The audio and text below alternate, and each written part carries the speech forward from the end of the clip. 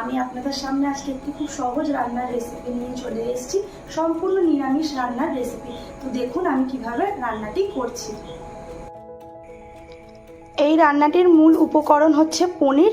এখানে আমি 500 গ্রাম পনির নিয়ে নিয়েছি। পনিরগুলোকে এরকম ছোট ছোট টুকরো করে কেটে নিয়েছি।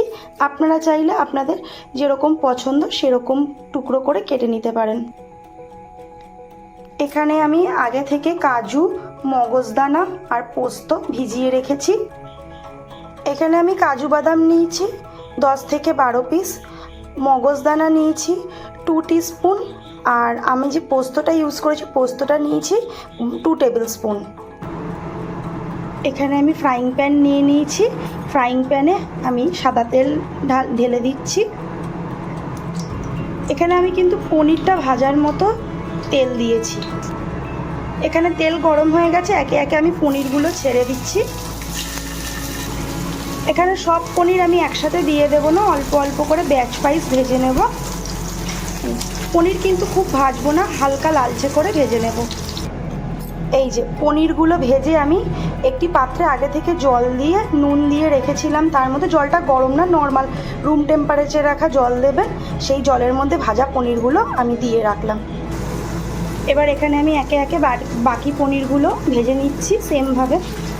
পনির কিন্তু খুব বেশি ভাজা যাবে না। এই যে আমার পনিরগুলো সব ভাজা হয়ে গেছে। এখানে আমি এই জলটায় নুন জলটাই ভিজিয়ে রেখেছি। এটা করলে পনিরটা একদম সফট থাকে। এবার আমি একটা পেস্ট বানিয়ে নেব। যে কাজু, মগজদানা আর পোস্তটা আমি ভিজিয়ে রেখেছিলাম সেটাকে আমি পেস্ট করে নেব। আমি মিক্সিং জারে ঢেলে নিচ্ছি। এখানে আমি ঝালের জন্য মরিচ ইউজ করব। এই যে খুব বেশি দেব না। এটাকে প্রথমে জল ছাড়া শুকনো একবার একটু ঘুরিয়ে নেব মিক্সিতে। এবার আমি এখানে কয়েকটা কিশমিশ দিয়ে দিচ্ছি। এটা অপশনাল, আপনারা দিতেও পারেন নাও দিতে পারেন। এবার এখানে অল্প জল দিয়ে নেব, অল্প পরিমাণে জল দিয়ে নিলাম।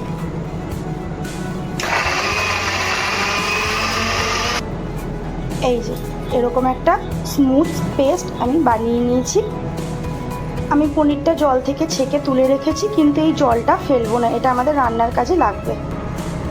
এখানে ওই পনির ভাজার তেলের মধ্যেই অল্প একটুখানি সাদা তেল দিয়ে নিচ্ছি, সামান্য। এবার ওই তেলের সাথে একটু ঘি দিয়ে দিলাম।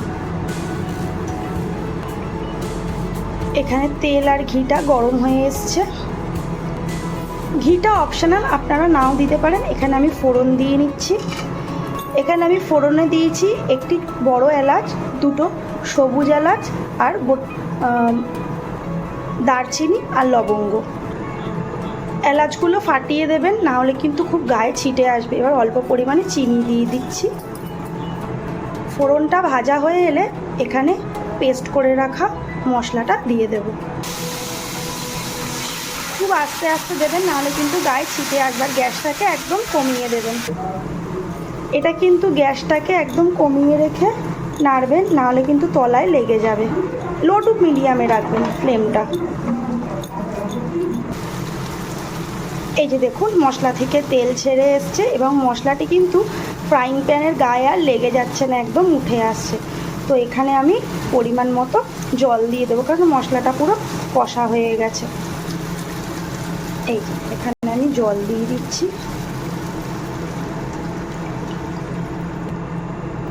এই যে দেখুন এখানে জলটা ফুটে উঠলে আমি পনিরগুলো দিয়ে দেবো। আমি এখানে কিন্তু এখনও অবধি লবণ ইউজ করিনি, কারণ যেহেতু পনিরের জলটার মধ্যে নুন দেওয়া ছিল ওই জন্য আমি এখনও লবণটা দিইনি। আমি পনিরটা দেওয়ার পর চেক করে যদি লাগে তখন আমি লবণটা দেব। এবার এটাকে আমি ঢেকে ফুটতে দিচ্ছি 2 মিনিট। আমি এখানে একটু কসুরি মেথি দিয়ে দিচ্ছি। কসুরি মেথিটা এরমভাবে হাতে ঘষে দেবেন, তাহলে টেস্টটা খুব ভালো আসে। এবার এখানে আমি একে একে পনিরগুলো দিয়ে দেব। এবার এখানে আমি ফ্রেশ ক্রিম ইউজ করছি। আমি এখানে আমুলের ফ্রেশ ক্রিম ইউজ করছি। আপনাদের কাছে যদি ফ্রেশ ক্রিম না থাকে আপনারা এখানে দুধের সরকে পেস্ট করেও দিতে পারেন।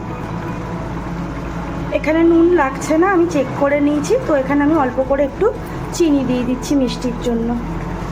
এই যে আমার মালাই পনিরের রেসিপি কিন্তু একদম রেডি। আমি এখানে গ্যাসটা বন্ধ করে দিলাম। এবার আমি এখানে শাহি গুঁড়ো গরম মশলা ছড়িয়ে দিলাম।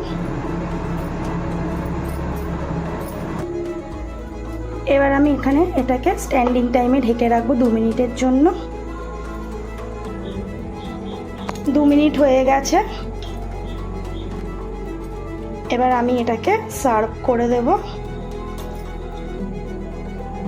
এই যে আমার মালাই পনির একদম রেডি। তো দেখলেন তো কত ঝটপট এই রেসিপিটা হয়ে যায়। তো একবার জলদি বাড়িতে বানিয়ে দেখবেন। আমি যেভাবে দেখালাম সেইভাবে একবার বাড়িতে ট্রাই করে দেখবেন। এটা কিন্তু খেতে খুব টেস্টি হয়। আর এই আমার তৈরি এই মালাই পনিরের রেসিপিটি যদি আপনাদের ভালো লাগে, অবশ্যই আমার ভিডিওটিতে একটি লাইক করে দেবেন এবং কমেন্ট করে দেবেন। আর আমার চ্যানেলটি কিন্তু সাবস্ক্রাইব করতে একদম ভুলবেন না। তো টাটা, ভালো থাকবেন, সুস্থ থাকবেন।